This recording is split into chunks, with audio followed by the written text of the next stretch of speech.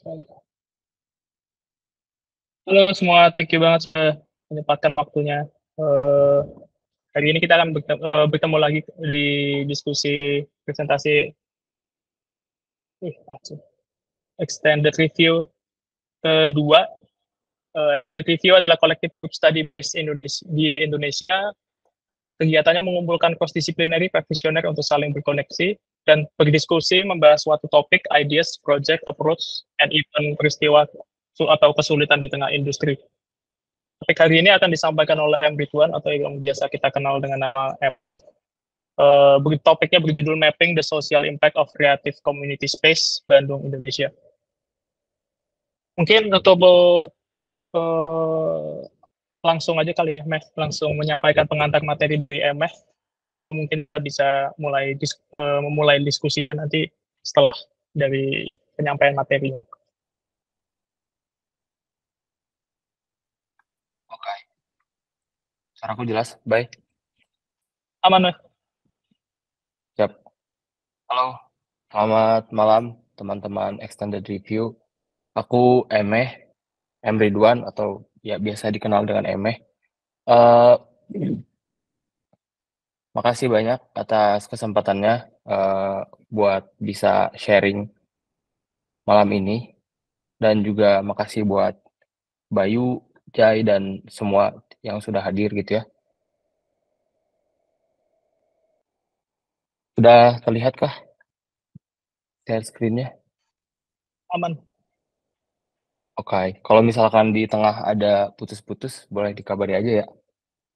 Aku coba start. Oke. Nah, seperti yang sudah di-share melalui grup gitu ya, dari mulai video di YouTube, kemudian juga link mengenai materi dan Instagram @site gitu ya.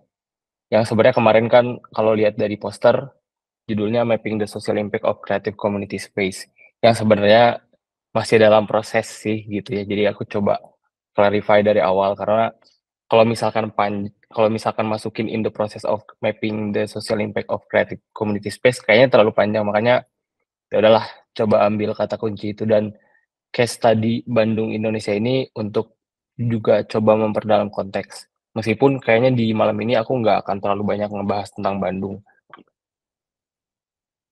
Nah, mulai dari perkenalan kali ya. Aku sendiri Emeh atau M. Ridwan, seorang product designer dan juga design researcher.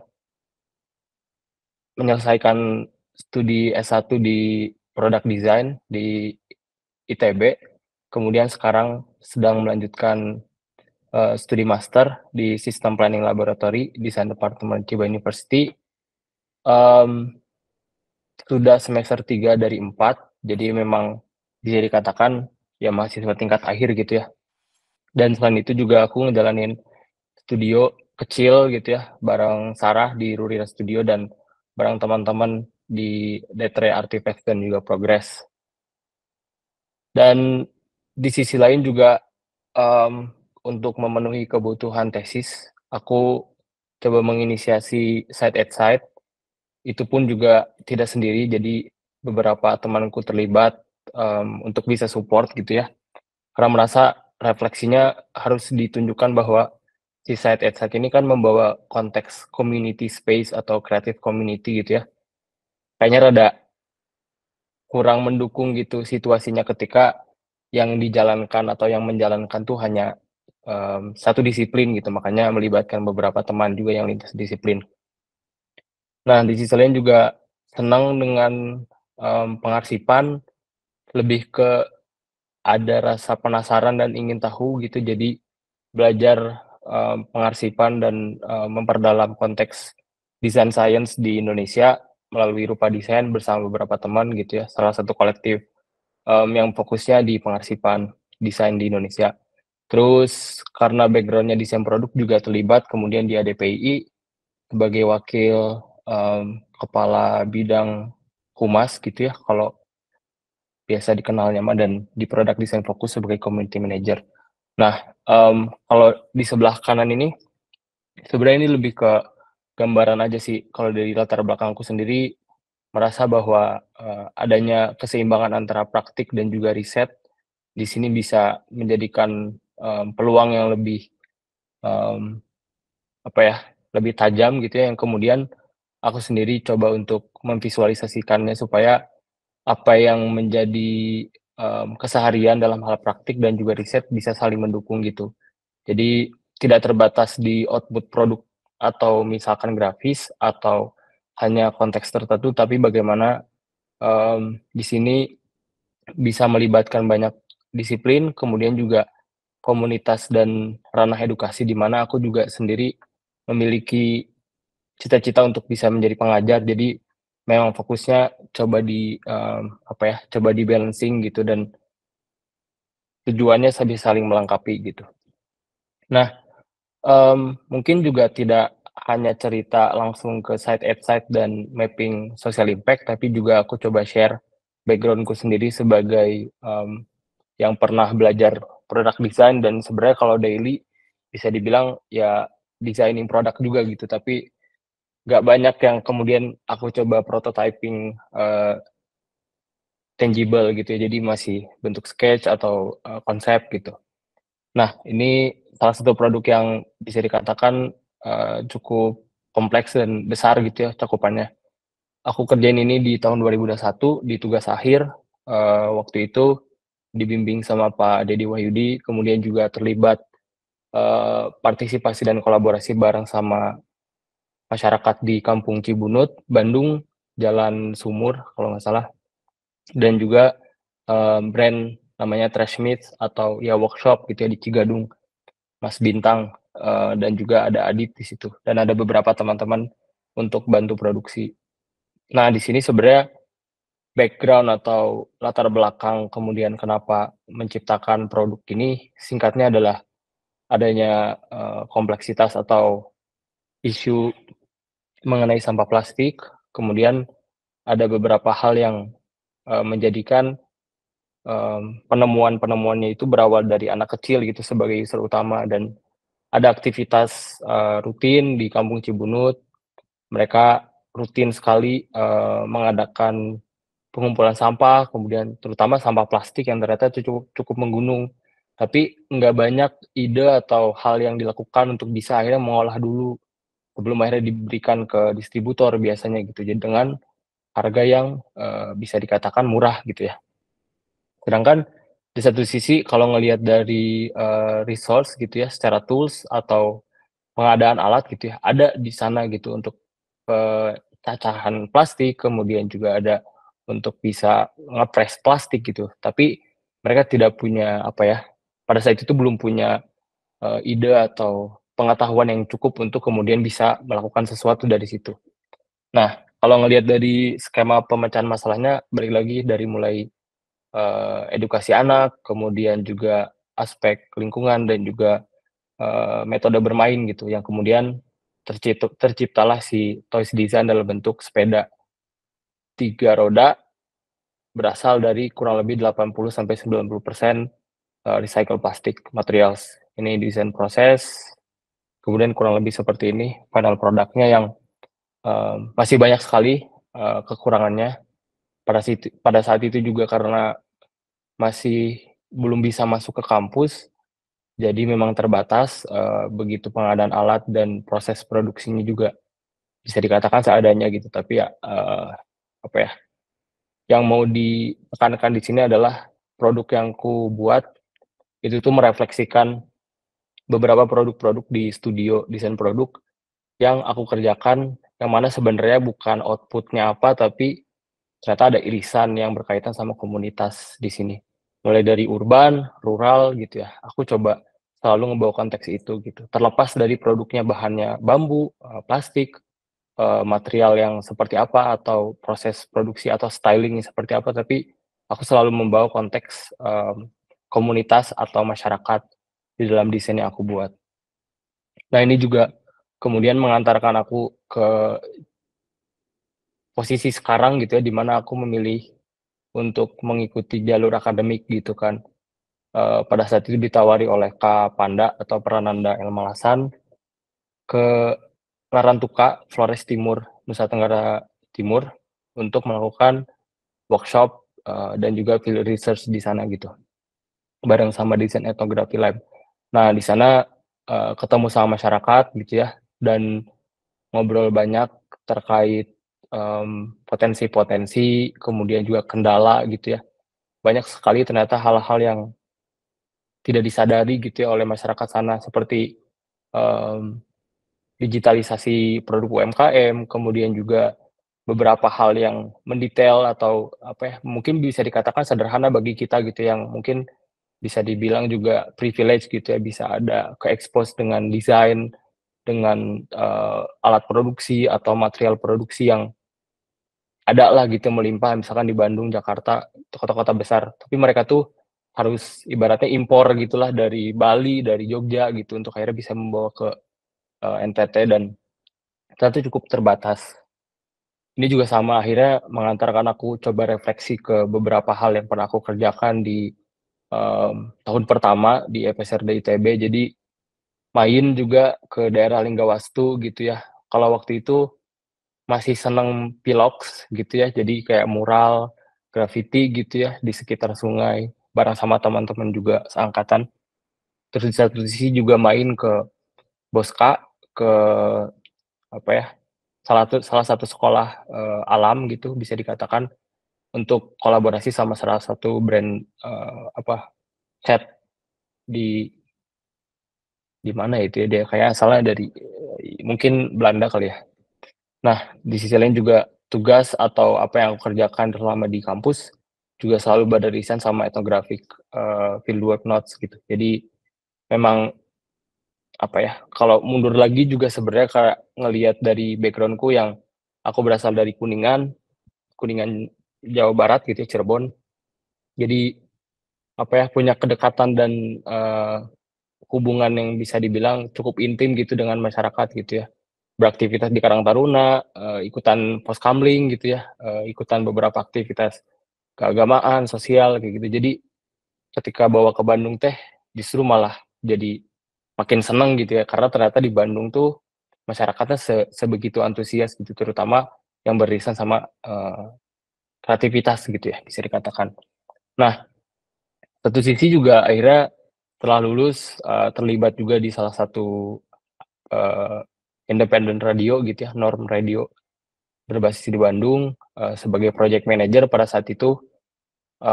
Jadi punya kacamata yang lebih luas gitu ya, tidak hanya konteks desain dan produk gitu, tapi juga bagaimana nge-utilize perspektif kreatif industri itu juga lebih luas gitu. Jadi tidak hanya desain produk, kemudian juga arsitektur, tapi juga ngelibatin contemporary music gitu bisa dikatakan ya. Jadi kayak sesuatu yang memang jarang orang tahu gitu, bahkan eee, ini jadi sesuatu yang ternyata menarik gitu untuk bisa dipelajari gitu pada saat itu.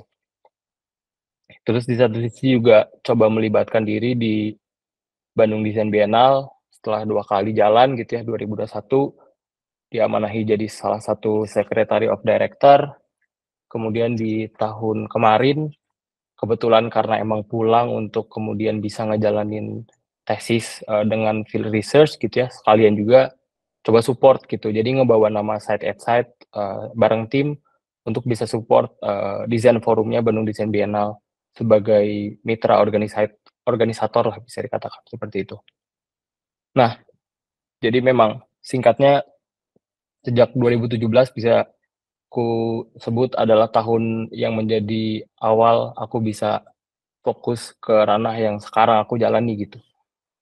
Dari mulai projects research gitu ya, sampai beberapa pengembangan eee, program atau produk juga bareng masyarakat, dari mulai konteksnya urban gitu ya di kota, di Bandung, sampai ke beberapa titik di rural area gitu.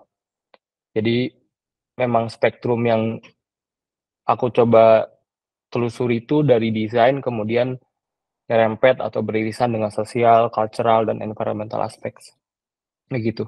Nah, ini kemudian apa ya, menjadi sesuatu yang melandasi aku untuk memutuskan lanjut sekolah lagi dan memilih creative space awalnya.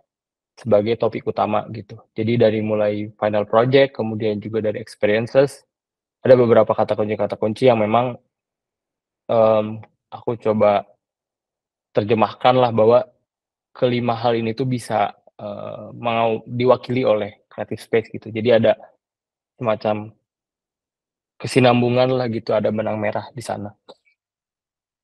Nah, dan ini juga kemudian melandasi salah satunya untuk aku transformasi atau transisi lah gitu, yang tadinya fokusnya hanya produk, tapi juga jadi sesuatu yang non produk justru gitu, yang tadinya tangible malah sesuatu yang intangible. Jadi kalau misalkan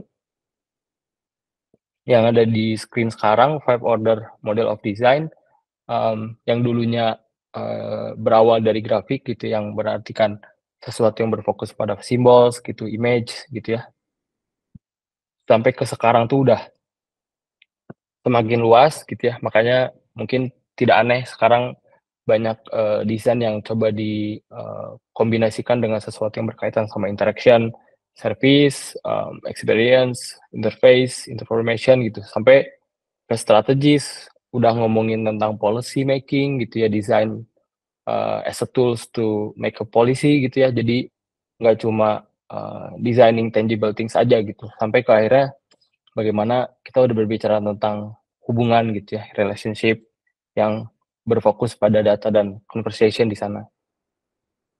Nah, ini sengaja dibuat kecil karena sebenarnya cukup berantakan gitu, ini kayak ibaratnya dapur, tapi research roadmap ini tuh, coba aku, bubuhkan gitu ya, supaya apa yang aku teliti itu dari mulai, steps-nya seperti apa gitu ya, kalau di sini aku coba ceritain aja how atau methodenya seperti apa, kemudian why atau objektifnya apa, expected results-nya juga aku coba, terjemahkan gitu ya, dan sampai aktivitas yang aku lakukan itu apa. Jadi kalau di sini tuh dari mulai learning, redefining, understanding, implementing, kemudian distributing, unpacking, sampai ke exploring gitu. Justru exploring itu di bagian akhir gitu, karena, posisiku, merasa ini tuh tidak pernah selesai gitu, si topik creative space ini gitu. Jadi singkat cerita, roadmap ini tuh memberikan informasi bahwa, setiap fasenya di sini, learning di sini aku artikan, metodenya sebagai data, literatur research gitu ya, literatur review, kemudian berlanjut sampai akhirnya field research dan pulang ke Indonesia dan balik lagi ke Jepang untuk kemudian coba nge-crafting apa yang didapat dari Indonesia gitu ya. Dan sekarang posisinya udah di bulan Februari gitu, dan menyisakan beberapa bulan untuk akhirnya bisa nge-wrap up gitu ya. Tesis ini akan menghasilkan apa gitu, knowledge apa yang akan diproduksi.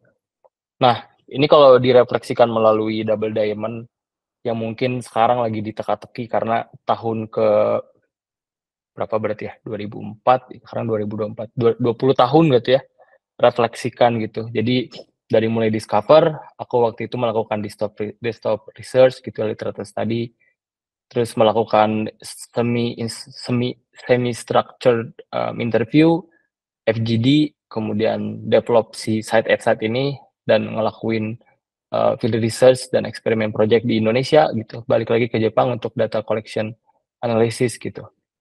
Sampai ke fase sekarang yaitu developing, jadi coba distributing by the platform gitu si site at site ini, dan akhirnya bisa gathering si data dan bisa nge-amplify gitu. Sehingga nanti akan jadi sesuatu yang bisa di-analyze untuk dijadikan sebagai feedback gitu. Nah, kita coba mulai membahas tentang creative space dan konteks mapping di sini gitu ya.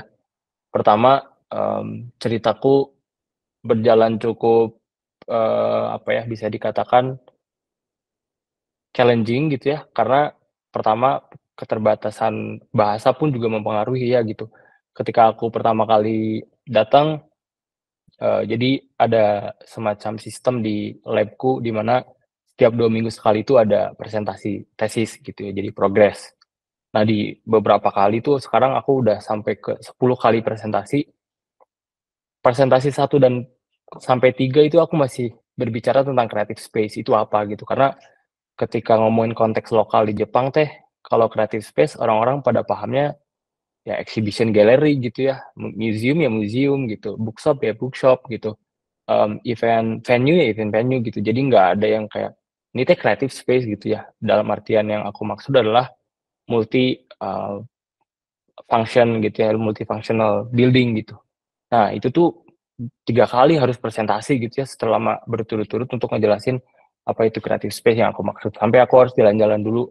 Kalau ada yang sempat ngelihat YouTube video yang aku share, ya aku ceritain bahwa aku jalan-jalan ke beberapa tempat yang kemudian ini loh gitu, sensei yang aku maksud dengan creative space itu di Jepang juga ada kok gitu dan ternyata teman-temanku sendiri yang lokal pun kayak, "Hah, emang ada yang kayak gini?" Gitu. Kayak ternyata ya nggak semua orang Jepang juga tahu gitu ada keberadaan si creative space itu.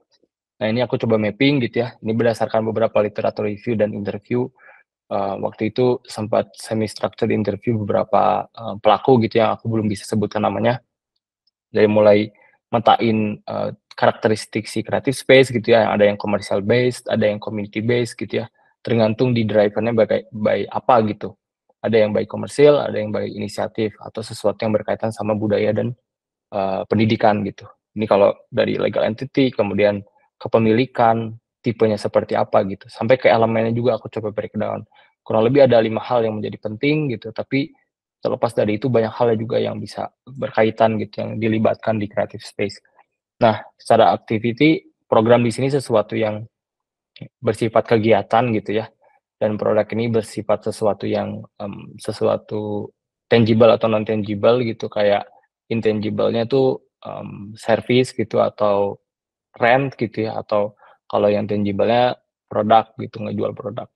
Terus platform di sini tidak bisa dilepaskan karena pada akhirnya fenomena, TikTok atau Instagram, 5 rekomendasi tempat di Bandung, 5 rekomendasi tempat di Jakarta Selatan, kayak gitu tuh ternyata berpengaruh juga gitu. Makanya di sini aku tidak pernah melepaskan konteks itu. Dan ini yang mengantarkan aku ke sini untuk kemudian bisa memetakan posisinya si tesisku tadi di mana sih gitu, yang kemudian aku coba terjemahkan di sini gitu. Dari mulai si creative space dan community sendiri ada suatu gap yang aku rasa itu perlu ditelusuri gitu ya, melalui pendekatan desain manajemen dan service dan sistem desain gitu, yang mana itu ngerefleksiin juga dari, di mana aku belajar sekarang gitu, di sistem planning lab.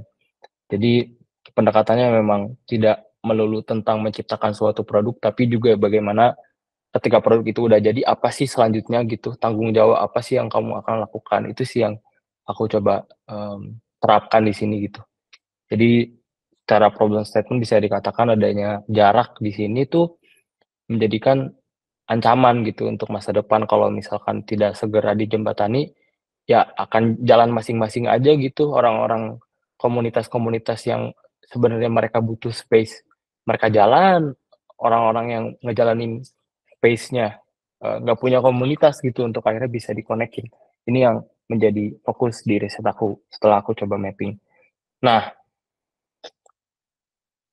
aku coba ceritain bahwa si Side at Side ini tidak sesuatu yang intentionally dibuat dari awal gitu, karena memang cukup, kocak gitu ya di lab aku juga. Jadi ada salah satu asisten profesor yang sering ngobrol gitu, sering, ke smoking room berdua gitu ngobrol dan akhirnya kayak di-challenge gitu untuk, "Lu bikin YouTube channel kayak gitu, lu jalan-jalan ke, Tokyo, jalan-jalan ke Chiba, ada beberapa creative space, lu coba vlogging," gitu. Terus kayak, anjir gitu ya, nggak kayak gitu kayaknya gue teh orangnya, bukan orang yang mau untuk narsis gitu. Jadi, ah, dibanding gitu coba dibikin tuh sesuatu yang lebih, apa ya, lebih ngerefleksiin apa yang aku suka weh gitu. Jadi si set-set ini yang tadinya cuma dibecandain bikin YouTube channel, tapi akhirnya coba dibikin logonya deh gitu kan ya, sketching-sketching, terus akhirnya salah satunya juga dibantu sama Fikri di Serving Idea, salah satu agensi di Bandung yang kemudian ngebantu tuh nge-wrap up jadi brand guideline si set ini gitu. Jadi nggak cuma logo, tapi juga aku coba breakdown jadi, guideline yang nanti aku bisa bisa implementing ke produk atau ke grafis gitu, yang salah satunya di Instagram dan di website selama ini gitu. Nah, aku juga mau ceritain bahwa si set ini nggak aku sendiri, tapi ada beberapa teman yang dedicated untuk bisa ngebantu. Tapi karena memang, balik lagi gitu ya, ini teh kayak masih voluntary base gitu, karena memang tujuannya buat tesis aku dulu gitu ya. Jadi teman-teman di sini pun aku kayak coba untuk make sure bahwa ini akan bisa jadi beneficial buat mereka gitu. Jadi meskipun, secara materi aku belum bisa ngasih, tapi support apa sih yang bisa aku kasih gitu ya. Salah satunya misalkan case study-nya ada salah satu teman di sini juga yang kayak, "Meh, gue udah mau lulus tapi kayak belum tahu nih kerja di mana atau kayak ngapain ya gue gitu, pengen kenalan dong sama skena desain gitu atau kayak orang-orang yang lu kenal, coba pengen connect juga gitu." Jadi pada saat itu si Side Headset juga salah satu proyeknya coba interview beberapa, owner dari creative space, kita ketemuin, akhirnya di situlah, apa ya, kebermanfaatan yang didapat secara langsung dan tidak langsung juga bisa dirasakan pada saat itu bareng sama tim, itu sih.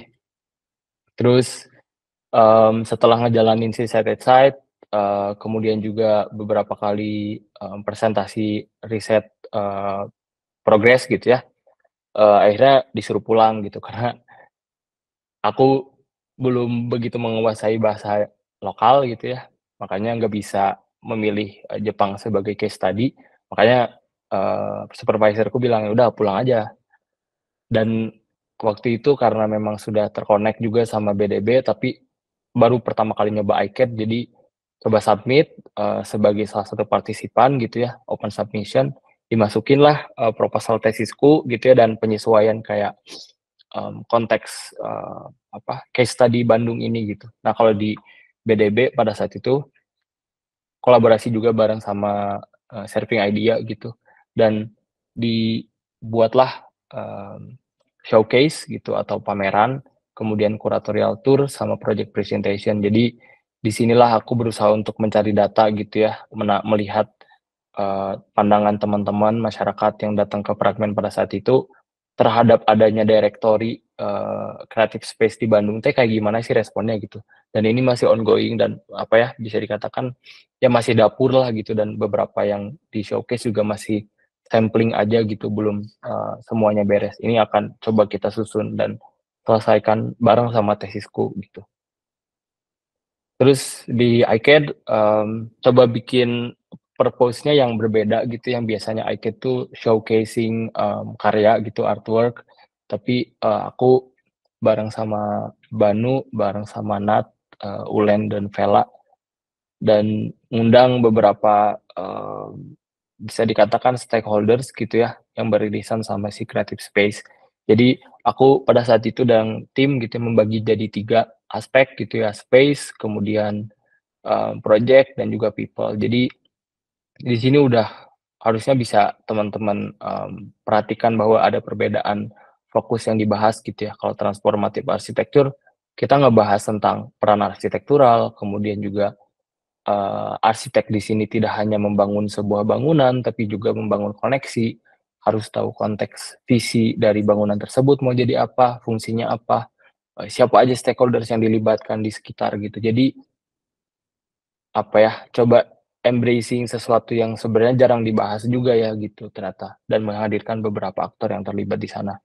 Dan di project ini, aku libatin, business director, co-curator, experience designer, space manager, dan juga program director untuk menjelaskan bagaimana peran mereka juga untuk kemudian bisa melakukan sesuatu di creative space gitu. Kayak konteksnya ketika curator, bikin sebuah pameran atau bikin sebuah program, itu tuh nggak cuma kayak, merangkai sebuah, introduction yang cantik gitu ya, tapi juga bagaimana sih itu bisa mendorong masyarakat untuk membaca dan kemudian bisa, eee, memunculkan kemungkinan-kemungkinan baru gitu, pemikiran-pemikiran baru gitu, tidak hanya mendikte orang-orang yang datang gitu. Itu juga salah satu penemuan yang menarik pada saat itu.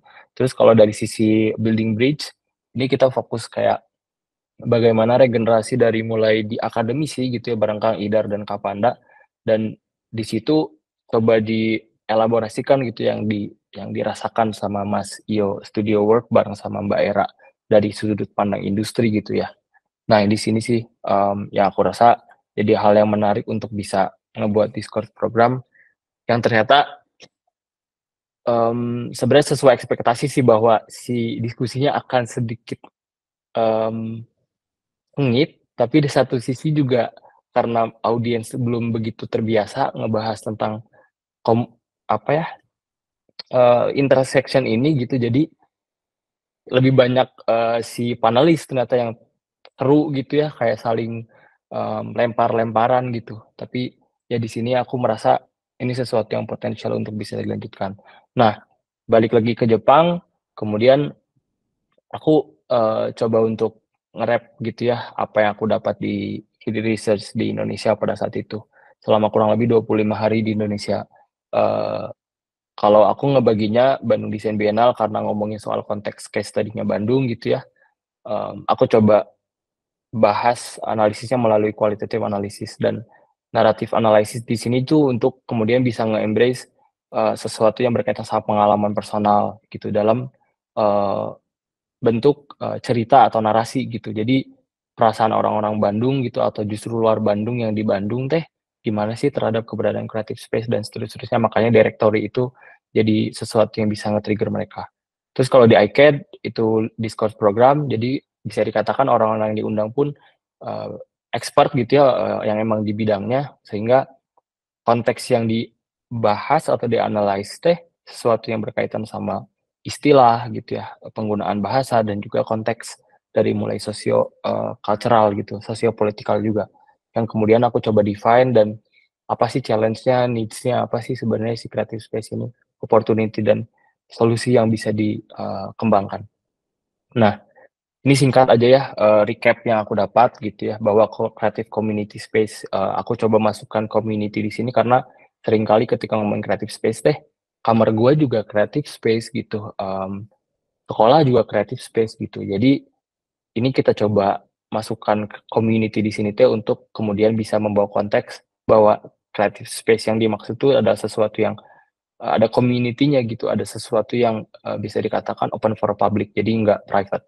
Nah, ada beberapa key question yang kemudian, dari creative community space ini teh, siapa sih yang terlibat gitu? Apa aja sih upaya yang sudah dilakukan oleh orang-orang untuk kemudian bisa ngejembatani ini gitu? Karena, jarang gitu, bisa dibilang peranan yang arsitek aja gitu ya, terus desainer ya desainer aja gitu, jarang ada yang kayak, "Oke, gua teh sebagai penengah di antara itu," gitu. Jadi orang yang bikin platform dan ngejembatani melalui platform tersebut untuk akhirnya nge-connect-in 3 konteks ini teh masih tanda tanya gitu. Nah, inilah yang kemudian, bisa dikatakan, updated, title gitu ya tesisku, yaitu Platform Development for Mapping the Social Impact of Creative Community Space, yang mana mencoba untuk nge-develop atau establishing si Site at Site sebagai platform yang bisa menjadi alat untuk bisa nge-feature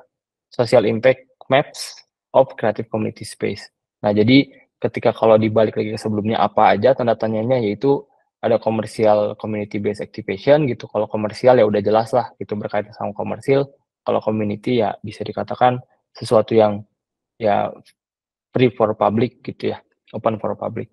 Study and research ini juga punya pengaruh gitu. Jadi kayak legit gitu ya ketika, sesuatu yang dilakukan teh memang berdasarkan, riset atau studi dan ada policy atau physical infrastructure, ada pengaruhnya pemerintah, kemudian juga kebijakan-kebijakan yang kemudian ngebawa UMKM untuk akhirnya bisa showcasing di IKEA, Kota Baru kayak gitu, dipelopori oleh Kreasi Jabar misalkan. Nah, itu kan jadi sesuatu yang berpengaruh ya untuk nge-connect-in masyarakat dengan creative space, community dengan creative space gitu ya. Dan ini yang tadi sudah di-mention bahwa sosial media dan publication juga punya pengaruh karena orang datang ke suatu tempat karena lihat rekomendasi di TikTok dan seterusnya. Nah, objektifnya apa ya untuk melihat gitu ya, impact-nya apa aja sih gitu yang menjadi indikator untuk akhirnya bisa dirangkum gitu dan menemukan sesuatu yang, penting untuk dijadikan sebagai variabel untuk nge-mapping si ini. Kemudian, bisa nge-define, nge-present social impact maps-nya tuh yang kayak gimana yang, terjadi gitu di Bandung spesifiknya.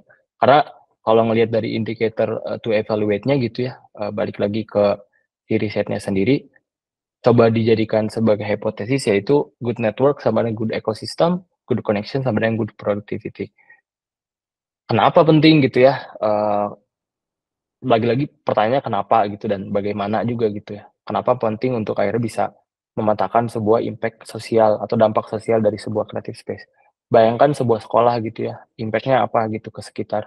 Adanya mall, apa impact-nya ke sekitar. Itu kan pasti orang udah nge ya. Tapi creative space ini teh udah di mapping gitu ya, tapi apa gitu dampak sosial yang terjadi gitu. Udah dibuat directory, tapi apa terus selanjutnya gitu.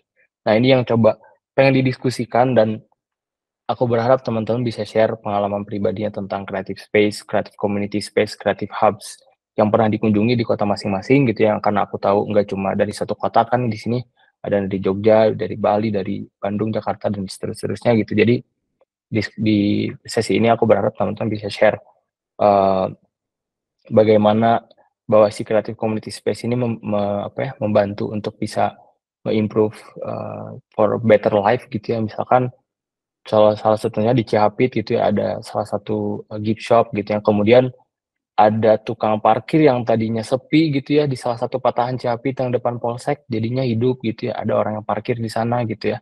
Terus juga um, si mapping tuh jadi sesuatu yang kemudian bisa ngukur si prosesnya yang kemudian bisa ngeliatin si fokusnya apa gitu, clarity-nya kayak gimana dan direction-nya seperti apa. Terus bagaimana untuk benar-benar bisa nge-mapping si social impact itu dengan plan, do, assess, dan review. Di sini kalau aku jelasin di slide selanjutnya gitu ya, gimana kemudian si Site at Site ini sebagai platform yang bisa memetakan dampak sosial. Nah ini salah satu yang sedang dilakukan gitu ya, proses distributing di sini.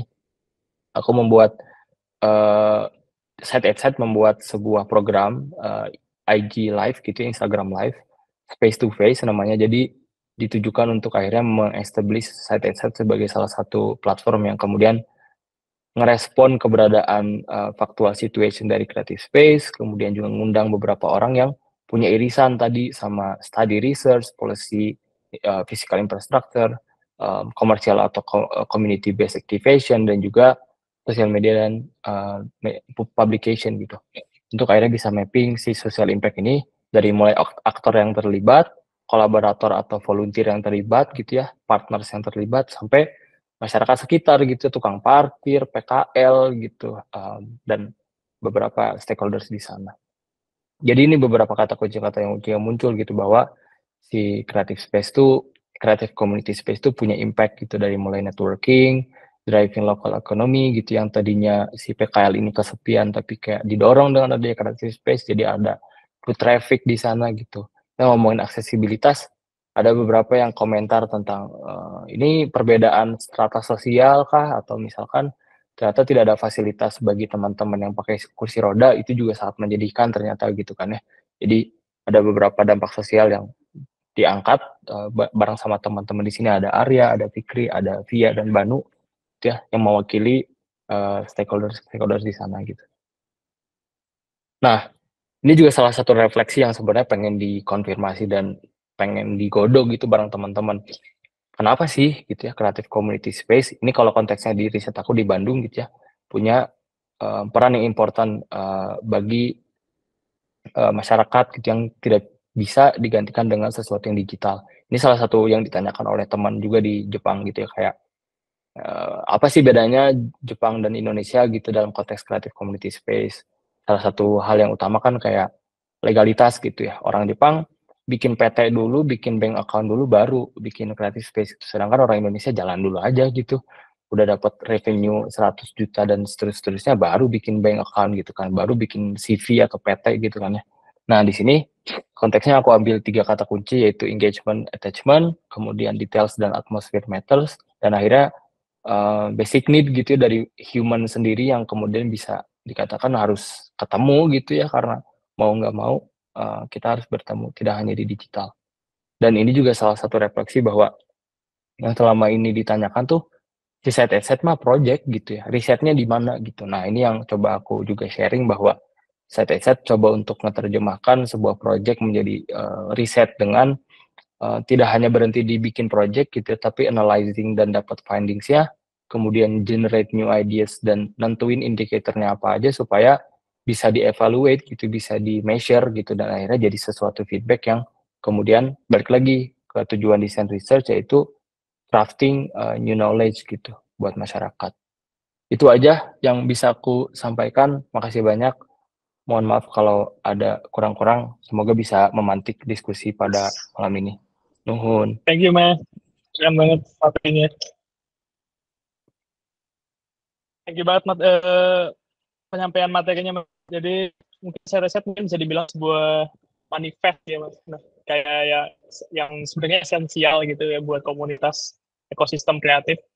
Tapi mungkin orang-orang suka melupakan gitu sih pengarsipan atau apa atau map gitu-gitu, hal-hal itu kayak sering orang tuh kalau udah dilakuin atau bahkan kalau udah lama nggak dilakuin orang bakal lupa gitu aja gitu. Begitu teman-teman kalau booking boleh banget langsung menanggapi dengan fitur raise hand buat tanggapnya. Tapi dari yang Emeh bilang ceritain tadi, sebenarnya aku ada sadar satu hal sih dari presentasi Arya juga kemarin. Sebenarnya ada tendensi apa ya dari kalian berdua gitu, tendensi kesadaran yang sama gitu, gimana gimana kalian tuh keluar dari bubble pendidikan formal kalian gitu, untuk melakukan sesuatu yang menurut kalian itu lebih apa ya, maksudnya ini yang harus dilakuin ketimbang misalnya waktu itu kamu fokus buat sepeda recycle tapi ternyata kamu menemukan tujuan yang lebih mungkin lebih ini kayak kamu cerita waktu itu strata prioritasnya kita dinaikkan dulu di bagian side by side gitu. Nah mungkin yang aku sadar itu ternyata pendidikan formal tuh kecenderungannya malah justru lebih apa ya bahasanya, malah menjadi kayak kerangka pikirannya gitu, tapi dari sana berangkat menuju mencapai tujuan yang lebih tinggi lagi gitu. Nggak tahu sih menurut kalian khusus maksudnya gini sih apa ya? Apa sih kayak maksudnya buat orang-orang kayak kita kayak pekerja kreatif atau bukan dari pemilik space-nya atau whatever kayak pekerja kreatif aja gitu, gimana sih cara untuk bisa kontribusi bahasanya mengarsipkan kreatif yang diverse, kayak membantu side-by-side dalam maksudnya memberi insight tentang kota masing-masing kan bisa jadi gitu. Tapi maksudnya apa sih yang sebenarnya yang benar-benar ini bentuk wujud support bisa kita kasihin ke side gitu sih untuk dalam pengarsipan atau di kota Bandung misalnya gitu sih. Menurut Memeh gimana? Untuk kontribusi sih. Ya, untuk kontribusi sebenarnya aku tuh tadinya mau masukin semacam open contributor gitu ya. Karena sebenarnya kalau bilang open collaborator untuk akhirnya bisa tim kan nanti kalau kemarin Jai udah ceritain bahwa kita bakal ada sesinya kan baik.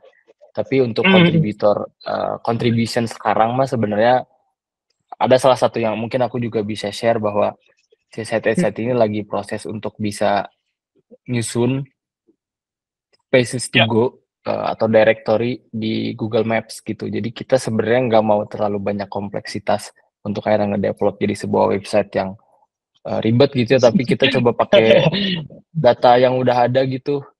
Jadi aku ini curated by Emeh bisa dikatakan gitu, jadi kayak masih mungkin ada yang kayak kenapa ada zodiak gitu, kenapa ada pasar Santa. Nah itu yang mungkin sebenarnya kayak ada museum, ada National Gallery gitu, ada M Block. Ini kalau lihat di Bandung, wah ternyata banyak juga ya gitu. Tapi aku ada salah satu website on the Grid City gitu ya, meskipun si website ini udah mati, tapi ini ngerefleksiin juga gitu kenapa Indonesia masih absen di sini gitu. Misalkan nih choose the city, cari Indonesia tuh nggak ada gitu ya. Singapura ada lah di sini. Tapi Bandung teh nggak ada, Jakarta nggak ada gitu. Padahal kalau lihat dari Gmaps yang aku coba develop, ya coba susun lah ini si site fiturnya gitu ya. Bandung teh ternyata ya cukup banyak gitu. Terus kayak ngelihat di Jakarta juga banyak gitu. Mungkin ini lebih banyak lagi sih, aku belum sampai beres lah gitu.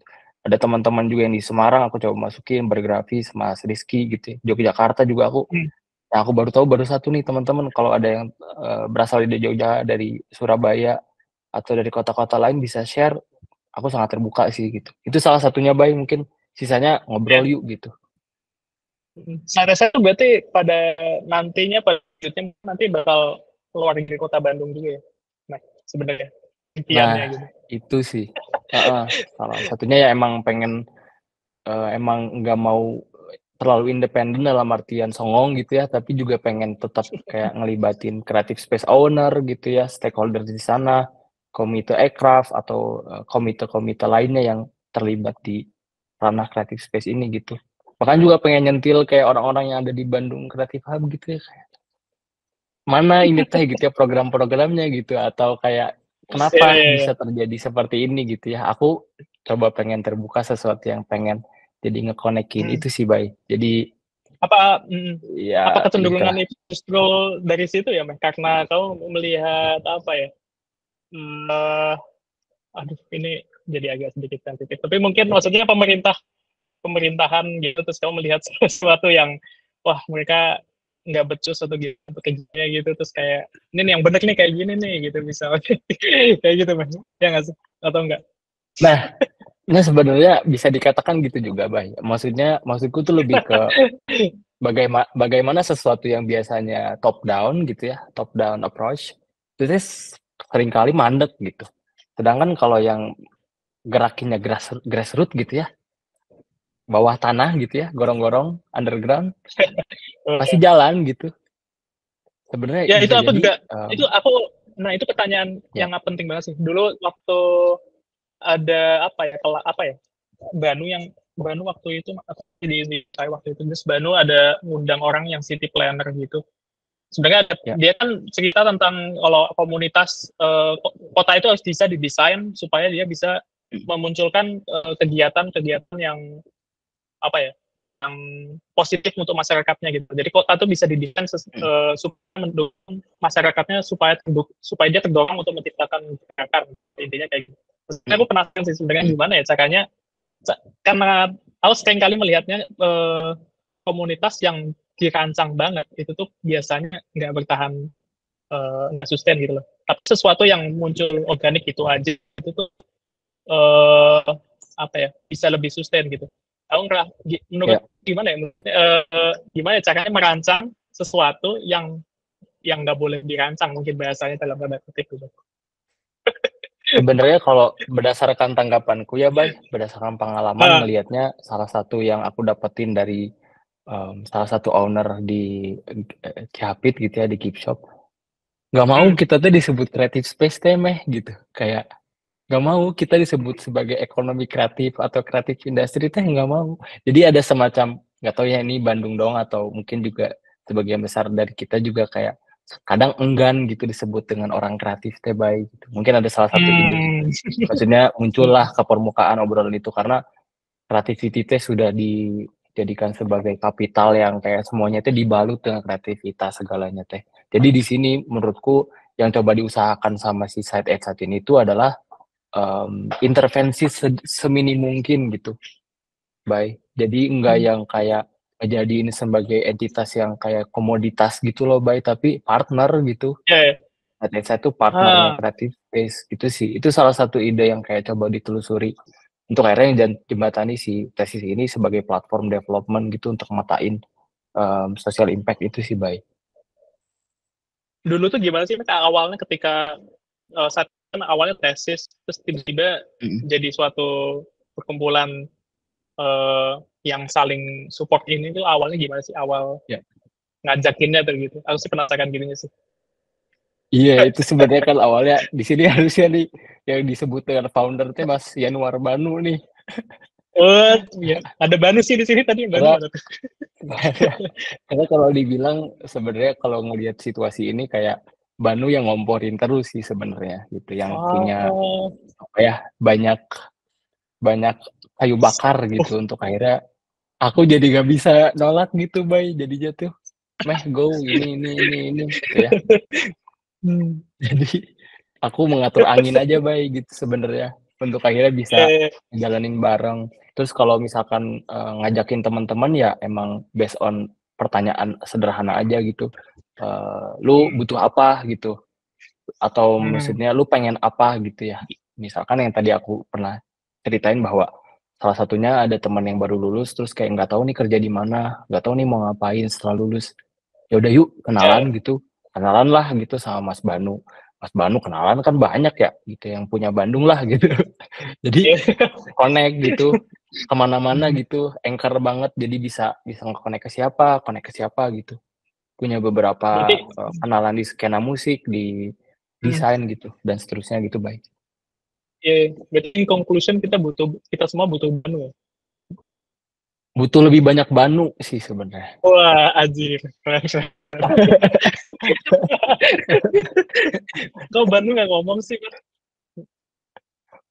Coba bertanggung jawab dong, Mas Yanuar Banu. Ngomong dong. Parah nih Banu. Oh, sedang di Sedang di travel. travel. Mohon maaf. Teman-teman Ya boleh nanti ya Banu kalau bakal mau cerita. yang mau ngobrol langsung aja. Di chat boleh, pakai raise hand juga boleh. Sama sebenarnya kalau kemarin aku terakhir kita ngobrol itu yang project product design sedang prioritas sedang direndahin itu berarti nanti masih ada niatan untuk kembali lagi ke product design ya sebenarnya, Ya atau kalau bakal fokus sudah atau ya kalau dari sisi product design sebenarnya aku tuh punya semacam mimpi atau apa ya, memupuk harapan bahwa suatu saat pengen emang punya apa ya, workshop gitu, sesuatu yang kayak gue bisa ngerjain, bikin bikin pot lucu aja gitu, tapi stylingnya gue mainin gitu, atau kayak ngebantu masyarakat bikin bench, ada material apa bikin bench. Kayak pengen bikin sesuatu yang kayak sebenarnya nggak begitu banyak mikir aja, Bay, sebenarnya. Product design tuh bagiku yang aku coba tekuni dan pelajari itu banyak influence-nya dari Naoto Fukasawa gitu, dari Daytrams, yang sebenarnya kadang orang menartikan bahwa minimalisme teh sesuatu yang kayak putih, abu gitu ya, hitam, putih, terus kayak semini mungkin formnya gitu. Tapi menurutku lebih dari itu gitu, si filosofinya yang aku pelajari itu. Jadi pengen coba menerapkan itu aja sih di Naoto yang daily. cerita ini bukan sih ya yang bilang desain yang yang itu desain yang nggak kelihatan lagi atau gimana gitu sih, saking Iya, bagusnya itu salah. nyamannya kamu nggak Iya. lihat lagi ada desain di situ gitu ya nggak sih?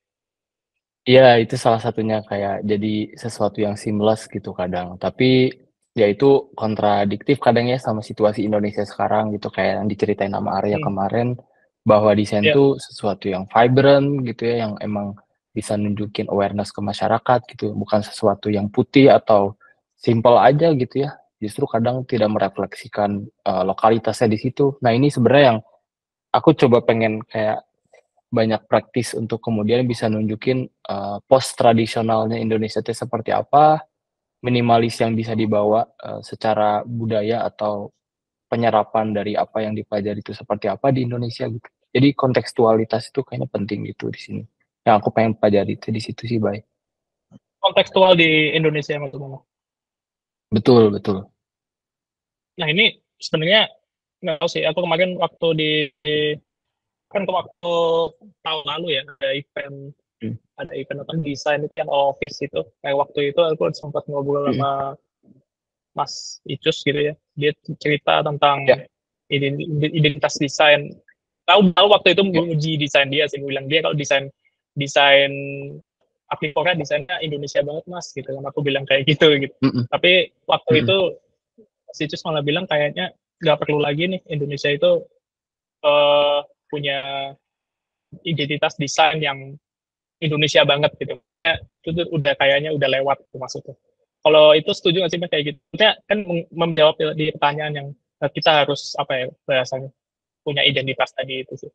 Dan sedangkan Ya, modernitas, aku sudah setuju sama yang diomongin sama siapa namanya si Mas Icus, karena semakin kesini sebenarnya universalism tuh semakin jadi tren gitu. Semua orang akhirnya semakin semakin tidak apa ya bahasanya, karena internet mungkin ya kita melihat konten yang sama dan lain-lain, akhirnya identitas kita tuh saling melebur, terus akhirnya kita butuh desain yang semakin universal gitu. Identitas semakin tidak menjadi sesuatu yang mungkin bisa dibilang.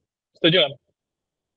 Nah, sebenarnya menurutku setuju, Bay, tapi tuh sebenarnya yang perlu dinarasikan tuh adalah tentang sejarah desain Indonesianya sih, Bay, sebenarnya. Yang sekarang tuh masih dibilang tercecer. Jadi Oh, ada ya ya. style jengki gitu ya, style jengki ini tuh juga terkenal ternyata ya di beberapa, riset di Europe gitu ya, aku setelah ngecek beberapa jurnal ada yang nge-mention tentang jengki design. Itu ternyata dari Indonesia gitu, kayak ya pendekatannya kayak gitu ya, tapi itu tuh yang di mana ya bukunya gitu, kemana ya saya harus menanyakan jengki Nggak ada design, arsipnya ya. gitulah, Bay. Iya, itu Ya, yang ya. sebenarnya lagi Oh, coba setuju sih. dikerjain Ya, di oh, MIPA betul. desain itu gitu. Benar-benar arsipannya ya yang Sepertinya itu ya, Bay, kayak ya, mungkin ya. bisa dibilang ya Makanya sejarah side by desainnya side sih sebenarnya yang perlu didefinisikan. dikeluin. Betulnya Jay, gimana Jay? Mau nanya kayaknya sih. Halo, halo. Thank Ya. you. Halo, Halo Jai. Ya, buat teman-teman yang lain kalau mau nanya bisa ini ya, kita kasih space dari sekarang. Kalau mau nanya langsung di komen aja. Aku mungkin mau ini sih sedikit ada apa ya? Ada nanya dan tadi kayak agak apa ya? Agak bertanya-tanya juga gitu. Soalnya kan creative space itu kalau di sini tuh yang tadi kan ada kayak beberapa aspek gitu ya, termasuk kalau ada kayak community-nya secara people, terus ada kayak space physicalnya, terus ada si orang kreatif itu sendiri gitu. Nah, terus tadi juga tertarik dari yang Bayu bilang tentang urban places gitu. Aku juga pernah dengar yaitu kayak apa salah satu tujuan kayak orang urbanis bikin public spaces biar banyak ada yaitu biar banyak ada gagasan. Nah, kalau creative space yang dimaksud Mas Emek itu kayak creative space yang emang bener-bener aksesibel, gratis banget. Kayak tim itu kan gratis banget tuh. Terus kayak apa ya? Yang kayak gitu-gitulah. Yang kayak tim itu kan kayak gratis, orang bisa masuk, bisa bener-bener masuk, nggak ada sama sekali constraint. Tapi kalau kayak zodiak kan dia kayak nggak tahu ya, kayak sangat mahal banget. Ya eksklusif banget, itu kayak udah dua ini yang berbeda gitu, dan komunitasnya beda, segmen marketnya beda, mungkin bahkan kayak purpose orang yang datangnya juga bakal beda gitu. Jadi sebenarnya maksudnya creative space ini tuh diklasifikasiin berdasarkan target audiensnya atau si subjek yang membuatnya gitu sih, mungkin kayak gitu. Thank you Mas. Ya, nah ini sebenarnya kalau ngomongin, makasih Mas Jai, ininya ya feedbacknya atau pertanyaannya juga. Jadi kalau dari side at side sendiri ataupun juga dari tesisku mencoba menerjemahkan si topik konteks dari creative space ini tuh justru aku nggak begitu banyak ngebahas tentang kategorisasi sih di sini. Jadi spektrumnya memang spektrum yang cukup luas gitu, dari mulai function gitu ya, misalkan government site, ada yang museum, ada yang creative hub, library, art gallery, bookstore, retail store, makerspace, event space, coworking, laboratory, coffee shop, bar, sampai restoran. Nah, jadi apa ya, konteks di sini tuh lebih ke kayak bagaimana kita bisa celebrate apa ya, the diversity-nya gitu sih. Jadi kayak nggak ngomongin creative space tuh harus kayak gini gitu. Tapi lebih ke Bandung teh ada apa aja ya gitu. Kayak spektrumnya Oke. tuh dibeberin gitu. Itu yang existing gitu, Mas. Jadi nggak yang kayak yang creative space ya teh ini doang gitu. Tapi di satu sisi aku akan menentukan at least 5 atau 10 yang aku anggap sebagai representasi aja sih, Mas, sebagai tesis gitu nantinya. Tapi kalau misalkan one day aku bikin proyek directory book creative community space di Indonesia, aku bakal jeberin itu semua gitu. Dari mulai konteksnya yang commercial gallery gitu ya, kayak Plaza Sunario gitu katakanlah, yang emang properly as art gallery gitu ya, sampai kayak galeri-galeri yang kayak di rumah punya kontrakan, buka, orang bisa majang karya gitu. sampai sesuatu yang kayak gitu. Jadi konteksnya bakal diperluas gitu aja sih. Merayakan keberagamannya itu sih Mas kayaknya. Oh, oke. Berarti maksudnya nggak ada spesifik purpose kayak apakah si space ini tuh harus menghasilkan something output gitu ya. Bukan kayak yang harus kayak gitu ya. Iya, betul. Nggak harus Oke. sih. Jadi nggak ngomongin juga creative space yang sukses tuh yang seperti apa, creative Ah, space iya yang iya tidak iya. sukses itu seperti apa. Oke Kita oke tuh justru menarik. kayak nge-embrace semakin banyak alternatif gitu ya di space. Itu tuh akan ngebantu kota untuk hidup gitu.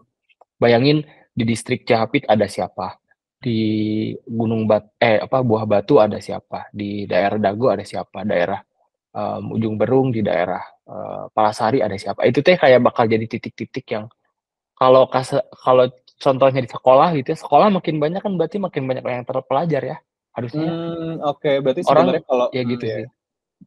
Oke. Berarti sebenarnya mungkin kalau bisa diambil satu idenya itu kayak bukan tentang output-nya tapi kayak gimana caranya kita kayak mapping kalau si community ini tuh sebenarnya bisa beragam gitu ya dan apa ya dan nunjukin ya gitu lah pokoknya untuk kayak mapping gitu ya. Oke. Ya, betul. Mas Luki, Om Luki silakan kalau mau nanya. Halo, kelihatan? Sebelumnya salam kenal nih ke sebelumnya makasih dengan materi-materinya yang kayaknya aku baru tahu sih tentang ya space community gitu secara ekosistemnya gitu. Terus cuman aku agak salfok sama topinya nih, actual source the best nih. Terus jadi pengen. Oke, jadi tadi itu sempat dibahas tentang sempat nge-mention directory terus tentang beragam gitu. Sebenarnya ya mungkin ya Mas Emeh juga sempat ikut juga gitu yang kemarin dan aku sempat bikin juga project buku beragam directory. Jadi tentang directory juga, tentang pengarsipan juga. Cuman bedanya kan kalau Mas Emeh dan tim saya kan tentang space community. Cuman kalau di aku itu dan tim beragam gitu kami lebih ke ya directory studio design gitu. Jadi kenapa pertama tadi sempat dimention juga tentang pengarsipan itu tuh udah mulai jarang dan mungkin udah mulai hampir nggak ada dan itu tuh sempat ya bersinggungan juga lah dengan desain gitu yang padahal kalau ngelihat silsilah desain itu tuh kayak misalkan gitu aku tuh ini ngutip dari Mas Ricci ya yang selaku ketua ATGI waktu aku present di mana di Fragment gitu. Misalkan nih kalau bahas Leboye gitu. Ini aku intermezzo dikit. Jadi Leboye kan jadi sebenarnya apa yang terjadi di apa yang studio-studio sekarang yang sudah hype gitu misalkan kayak Studio Walk, Gemas Semesta terus studio ya pokoknya semacamnya ternyata dulunya itu di Leboye dan bahkan si Leboye itu punya silsilah sendiri gitu loh. Misalkan kayak alumni ini bikin studio apa, alumni itu bikin studio apa. Jadi bahkan kalau misalkan kita bahas apa pengarsipan secara mikro tuh Leboye itu bisa lebih banyak gitu, tapi kenapa nggak diarsipin? Padahal itu tuh matters banget supaya kita tuh tahu. Misalkan kayak studio Leboye jebolannya ini bisa bikin Gemas, Studio Walk dan mungkin misalkan kayak Thinking Room mungkin ada juga yang bikin. Tapi kita nggak tahu apa yang mereka bikin gitu si alumni-alumni dan mungkin itu tuh kalau dari kami tuh pengen mencobalah mencari tahu tentang silsilah-silsilahnya gitu dan setelah itu waktu ngobrol dengan Mas Fikri ya yang sering suggestion ya. Jadi kan kalau aku kan sebenarnya beragam itu kan bukunya tentang menghubungi antara industri dan institusi ya. Cuman aku akhirnya sempat ngeh gitu loh kalau ternyata dari Mas Fikri bilang kalau community itu matters juga. Oh ternyata seperti itu loh community mungkin karena memang aku dari base yang kuliahnya online gitu. Jadi secara community tuh nggak kena banget dan akhirnya melihat itu tuh dari community yang tidak ada yang hanya online gitu nih itu nggak efektif, akhirnya ya mengakibatkan ya apa ya, penularan informasi antara ya seseorang gitu tentang mungkin kayak studi desain. Kalau misalkan kalau dari aku yang beragam ini jadi tuh kayak kelimitasi karena kurangnya si apa, community ini untuk bisa sharing-sharing, tuh bisa ngobrol-ngobrol gitu, dan akhirnya berdampaklah ke kalau dari case yang beragam ya, ketika pertama pandemi, terus kedua secara pendirektorian udah mulai nggak ada gitu dan mungkin terbatas, yang ketiga komunitas udah mulai terbatas gitu dan hampir susah untuk masuk komunitas, akhirnya melihat ya output desain kalau misalkan bahas mahasiswa ya biasanya berdasarkan visual gitu, kayak padahal ketika udah di industri udah nggak bahas visual lagi, udah bisa bahas lebih ke dalam lagi gitu, dan mungkin ya melihatnya menarik sih, kayak melihat ternyata saya sama beragam punya lingkungan yang sama gitu, mengarsip gitu. Ya itu sih, jadi aku sebenarnya lebih pengen ngobrol aja banyak tentang pengarsipan, tentang outputnya bisa kemana aja, dan mungkin bisa ya diskusi terus aja tentang Mas Emi sih. Aku lebih kayak ngelempar aja sih, nggak yang menanyakan gitu, karena kita punya keresahan yang sama mungkin ya gitu. Ya, ya, bener sih, emang perlu ngobrol. Nah ini sih gunanya si extended review ya gitu, bisa nge-connect-in. Sebelumnya juga kan kalau ya Mas Lucky juga udah ngedevelop si beragam directory gitu yang kemudian aku melihat ya ini saling melengkapi kan ya gitu. Kalau Mas Lucky mungkin approach-nya bisa dibilang mirip-mirip, misalkan referensinya kayak B Magazine gitu ya. Jadi emang satu per apa namanya, per perusahaan atau per studio gitu, tapi juga di-compile gitu yang kemudian. Kalau dari aku sih sebenarnya kayaknya mungkin kalau dilihat dari referensi luar ya mungkin kayak Monocle gitu ya. Jadi kayak Tokyo Monocle apa namanya, places to go di Tokyo gitu, places to go di Berlin gitu, misalkan di London kayak gitu. Kayak bisa sangat dielaborasikan sih sebenarnya. Dan menarik untuk bisa terus digarap. Cuma kalau aku sih sebenarnya nggak mau terlalu memberikan banyak harapan atau kayak ekspektasi ke teman-teman, tapi lebih ke ayo enggak ini teh gitu. Aku juga pengen nanya balik ke semuanya gitu, atau Iya, kayak iya, itu iya. penting nggak sih buat teh gitu. Jadi Sebenarnya aku lebih support itu justru yang penting. Ya gitu sih, sih. lu Sebenarnya aku lebih gimana? ke penasaran ya apa ya, kayak proses pengarsipan tahapnya gimana, kayak gimana dari data yang mentah itu, misalkan nih kita ngarsip mentah, kayak bisa nge-publish-nya tuh kayak gimana, padahal karena kan mungkin kita, kalau aku ya kayak mikir, oh mungkin kalau aku sih senangnya kayak gini ya, memvisualkan data-data yang aku punya, tapi padahal kan orang lain nggak belum tentu punya rasa yang sama gitu. Misalkan yang buku beragam nih, kan aku bikinnya per buku ya, per 7 buku gitu, tapi orang lain bilangnya 7 buku mah kemahalan, jadi produksinya kayak makin mahal, jadi kayak gue kayak gak bisa beli nih gitu. Lo kayak kasarnya, lo kalau mau bahas inklusif tapi desainnya harus inklusif juga gitu. Jadi kayak akhirnya aku emang agak miss, cuman ya pada akhirnya aku setidaknya punya progres gitu sih, gitu sih. Ya, Seru. ya. Aku lebih kayak Yap. pengen ngobrol aja sih banyak tentang masukan. Ada pertanyaan dari Mas Rizky, survei kreatif community space di Jepang, ada nggak sih hal-hal yang di Indo belum ada, Mas? Dan kira-kira nantinya misal diterapkan di Indo, mungkin kayak kebiasaan orang event dan komunitasnya dan lain-lain. Ya. Ada yang Apa ya? ada nggak sih? Banyak sih. Jadi kayak salah satunya yang tadi aku sudah mention tuh dari mulai legalitas ya, itu yang kayak penting sebenarnya, penting nggak penting, tapi juga di satu sisi ya pemerintah kita juga sepertinya belum begitu aware dan peduli untuk bisa ngebangun sebuah struktural policy yang cukup gitu untuk ngejembatani kreatif community space ini gitu sebagai entitas baru di industri kreatif atau ekonomi kreatif. Itu salah satu yang mendasar banget gitu. Kalau di sisi lain ya ternyata banyak ya, kalau aku tanya ke beberapa yang aku kunjungi itu sudah cukup lama berdiri gitu, dan mereka tuh cukup agile gitu ya, jadi kayak adaptif banget, nggak begitu terpaku pada suatu hal gitu. Jadi ada salah satu yang aku pernah kunjungi namanya um, 3331, aduh lupa lagi namanya, Komanda gitu ya kalau nggak salah.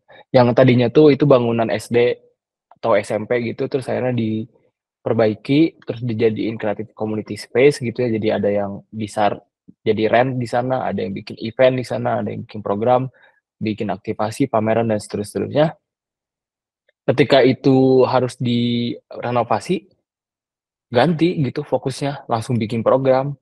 Jadi langsung dia dibikin parade gitu, kayak parade kebudayaan di Jepang gitu, salah satunya di daerah eh, Daikanyama kalau nggak salah di daerah sana.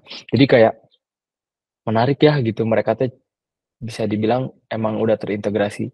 Di satu sisi lain juga kayak adanya guide atau uh, pamflet gitu ya, bisa dikatakan di Jepang tuh banyak pisan gitu. Jadi ketika kita datang ke satu tempat, kita tuh udah dapat um, brosur buat pameran di tempat lain. Itu sih kayaknya salah satu yang kayak anjir, emang negara ini udah cukup mapan ya gitu, dari segi kertas segala macam publikasi teh udah kayak nyebar aja gitu, nggak peduli kayak banyak teuing atau gimana, tapi kayaknya itu yang awareness itu sih. Atau Jadi satu koneksi gitu ke connect lain gitu sih.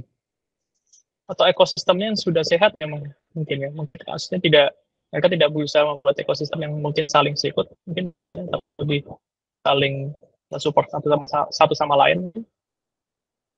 Iya ya, bisa dibilang gitu ya. Dan emang mereka tuh cukup kuat juga kalau di Tokyo terutama ya, karena kapital gitu. Jadi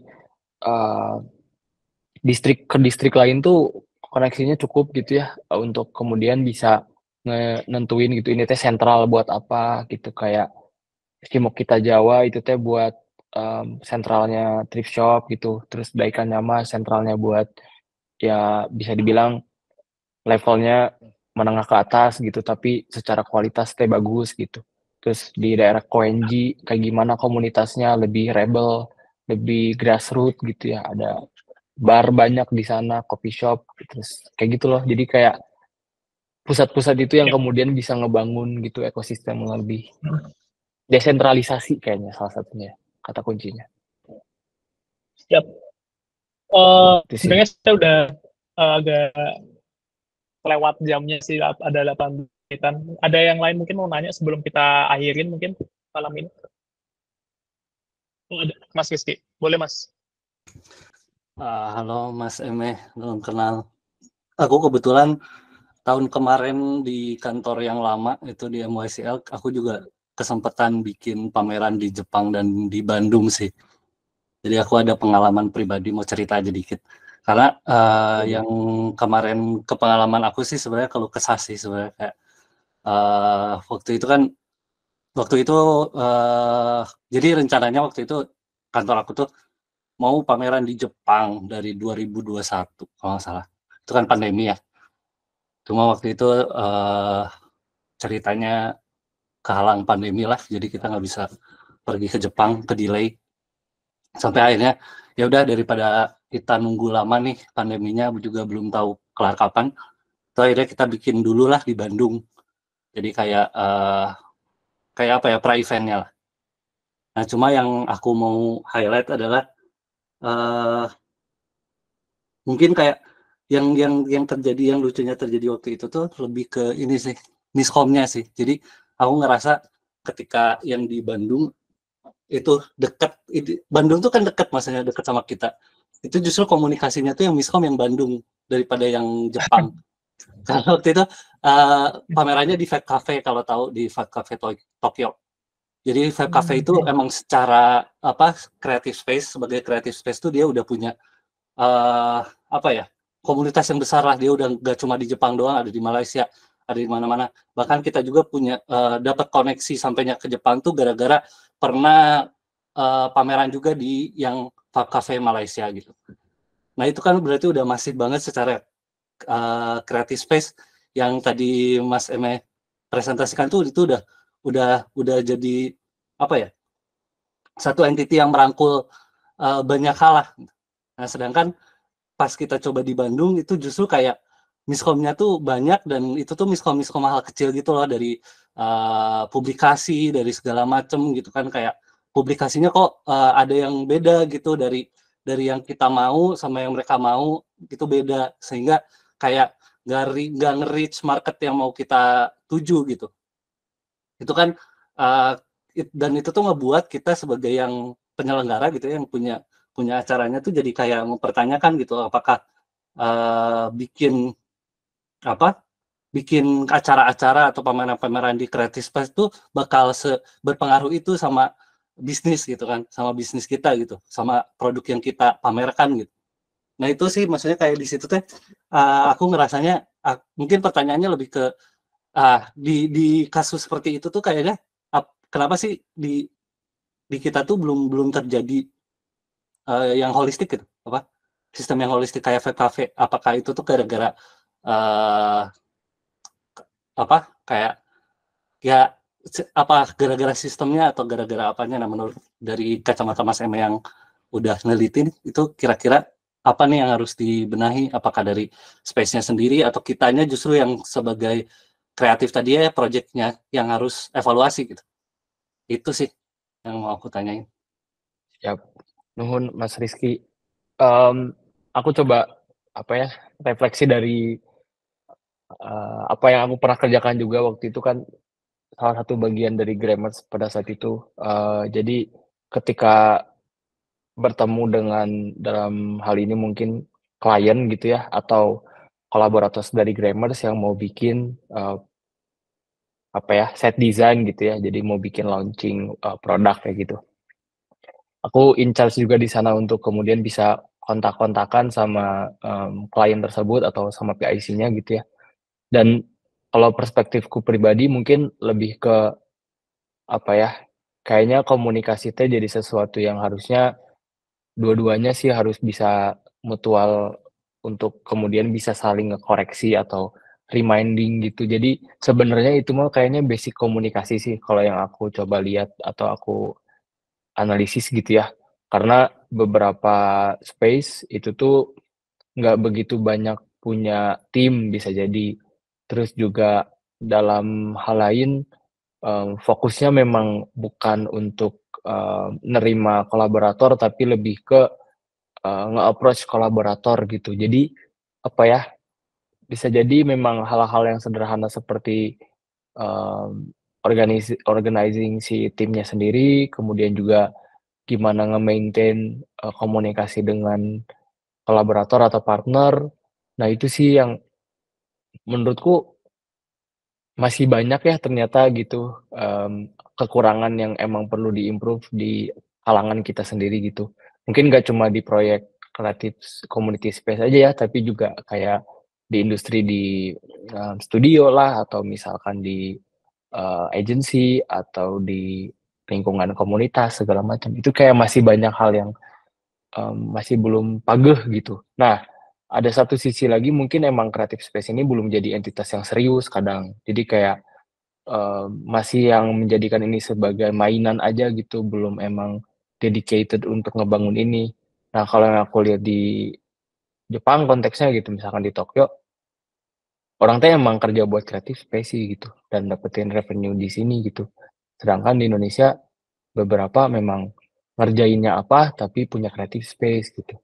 Sebenarnya tidak ada salahnya juga ya gitu, karena memang eh, riding the wave juga ya gitu. Jadi mencoba untuk belajar, tapi kayaknya perlu satu hari atau satu waktu di mana ya si side estate ini juga bisa ngebantu bahwa side estate atau space to face dan juga si creative community space teh sesuatu yang entitas yang serius loh gitu, bukan yang jadi komplementer aja loh gitu. Itu sih yang pengen dibawa spiritnya kali ya, Mas Rizky. Cemiu. Hai, nuhun Mas. Siap. Oke, mungkin itu jadi pertanyaan terakhir buat meeting hari teknologi. Lebih dari 25 menit. Thank you Mas Sisi udah menutup pertanyaannya dengan pertanyaan yang bagus juga tadi. Mungkin sebelum ditutup, kemarin kan kita lupa buat foto kali ya. Boleh buat open cam itu kali ya, buat foto meeting yang kedua ini.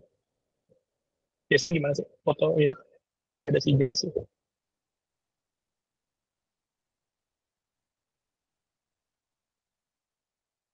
Oh, sih. Oke, aku screenshot.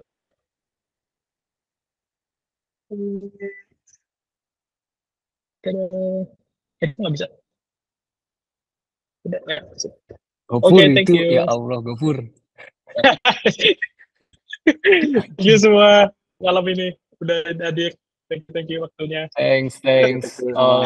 Kita tanya pertanyaannya juga. Mas Acim, OTW Surabaya. Thank you semua. Yuk.